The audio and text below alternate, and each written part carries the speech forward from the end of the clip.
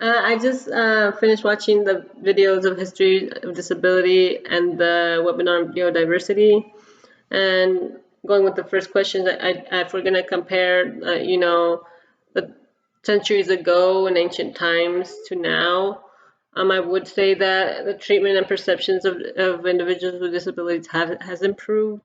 We went from killing, uh, you know, children at special needs with special needs at birth to now, including them in the classroom, making sure that they have interacted with their peers, are getting their academics, have a right to work, have the tools they need in order to succeed. So, yet, if we're going to compare those two time frames, then yes, it's a drastic improvement. But if we're going to look at the actual timeline of the history and know that for hundreds and thousands of years, they've been killed, viewed as evil, viewed as less than, incapable of learning, to now, to I think it was like the 1600s, being segregated, but still viewed as capable of actually attaining life skills, and uh, also considered, just as people, but people that were of amusement, I guess, in that sense. And then as of recent, and I think the lecturer had mentioned, as of the 1900s, it was in like the 50s and 60s where we finally we're starting to see, like, laws passed, for the rights of these people with special needs, them to get rights to education, um, in an actual school, uh, in an actual school, along with their peers. Um, and that was very recent. So, if we're going to compare hundreds of thousands of years of killing and segregation to just decades of them, finally being considered as people, having rights, like the lecturer said, this is progress, but it is a small progress, and it is hard for, compared to the long-lasting negative viewpoint, and because of this long time frame of negative views on people with special needs, it will always be, at least for now, hard to get out of that mindset for society, even in a subconscious level, just because it was like that for years. And because of that history, the progress we made can still be easily lost. And I think that was really resonant to me, was that, yes, we've made all this progress, but it can easily be lost, because of our history, and the viewpoints of people with special needs. And that's why we have to, keep advocating for these people, and fighting for their rights as equals. Um, and I do believe that special education law had a positive impact, on the treatment and perceptions of people with special needs. Uh, you know, um, I think at first, it was a struggle for them. I mean, I think one of the biggest things to consider is, before, in the past, these people were not even considered as people to be heard or spoken. You don't speak to these people. They were considered jesters, or people of amusement, or, pets. They were not considered actual people. So from going to that to actually, like, in the 50s and 60s, actually being heard, and considered for their rights, when it's a big progress, because they're actually being considered, for their thoughts and feelings and their treatment. So just having them going to the White House or the Congress, Capitol Hill, and being heard, is a big deal in itself, because, even centuries ago, that would have been something that wouldn't have ever happened, because of who they were. Um, so in that way, special education law had an impact on, we're actually considering these individuals, as people. But even after they got passed, it did still took a long time to be implemented, because of the perceptions of people with special needs. There were a lot of, There's still a lot of congressmen and a lot of prominent people in society who thought of these people as you know still inferior, not good enough to have their rights implemented.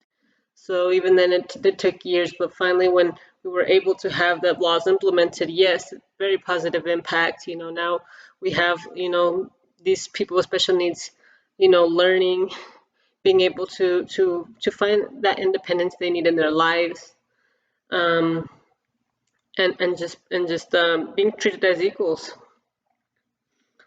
So I feel like the knowledge of special education law, it transforms my beliefs in the fact that um, now I know the rights of my students, and I can, better educate them to know their rights, and know that they shouldn't be treated a specific way just because of how, their disability, and that they are equals just as everyone else.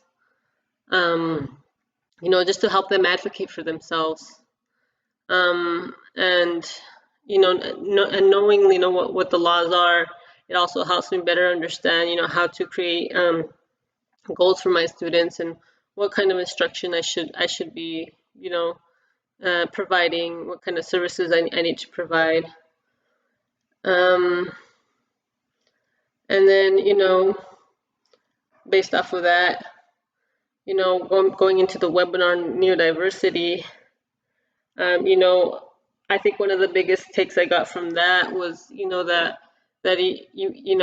we have these students who are neurodiverse in a neotypical society, and because of that, when they enter the classroom, we don't think about their strengths. We think about what they can't do, and because we think of what they can't do, we do have low expectations for our students, even on an unconscious level. I mean, I don't think we specifically like outright think, oh, they can't do these things, so I'm not going to give them this. But I think on a subconscious level, because when I was listening to that webinar, I realized, oh, I think I do that. Even if it's not intentional. Whenever I create an assignment, I do kind of think of, well, what can't they do? Um, and I kind of work around that instead of thinking, well, what can they do and how can I help their strengths, help them learn this concept. I always kind of frame it on what they can do, and I guess because of that, I guess I do maybe have low expectations for them. So now that I have that, looked at that webinar, that really helped me reflect on that. I am going to try to frame my assignments more on what their strengths are, what they can do, and kind of go from there. Um, and that's what I plan to, incorporate in my classroom, along with, pretty much educating my students about neurodiversity, because I feel like I haven't really sat that, down and talked about, how it's okay to be different, even on an intellectual level. We all think differently. We all function differently. We all learn differently, and it's okay. It's okay for someone to do learn something different than the other people. I mean, we're all different, and because of that, it's okay that we learn different, and we should not feel bad if we're not learning at the pace of others, because I think that is important for them to know too. We want to make sure that they can feel proud of themselves and confident in themselves, and not feeling like they're always behind or feeling kind of in turmoil because of their situation. The topics, in this module that really had an impact on me on a professional level, I'm going to say obviously is the webinar on neodiversity, because I really, like I said, it really helped me reflect on how I've been framing my lessons and how I've been teaching, and I admit maybe I have been having like framing it on low expectations, and I should be really making it a little bit in a way where I do challenge them in a sense. And so I really do appreciate that webinar, and made me really think. As far as the topics of the module that had an impact on me personally, I'm going to say are the history of disability. I mean, I love learning all kinds of history, and I feel like that video was very informational. I just really loved hearing about how it was in the past for them, and how, and just learning about how Germans were doing genocide way before the Holocaust, on people who were disabled, that was eye-opening to hear. I mean, it makes sense now, how they were already prepared for the Holocaust. They've already had gas chambers, and they were already using them to kill thousands of people. Um, so that was just eye-opening to hear, and just also to hear that like prominent people in our past, prominent leaders and intellectuals, were so against, people with special needs. They thought of them as inferior, or something to wipe out that didn't belong in society. Like Aristotle and Alexander Graham Bell. Those are pretty, prominent, respectable people, and so it actually makes sense that because it was their beliefs that they're considered the intellectuals that we would follow in society. So it makes sense that society would follow them, even if it was not, if it was wrong. But it's really eye opening to see, and I'm glad like we're moving backwards from that.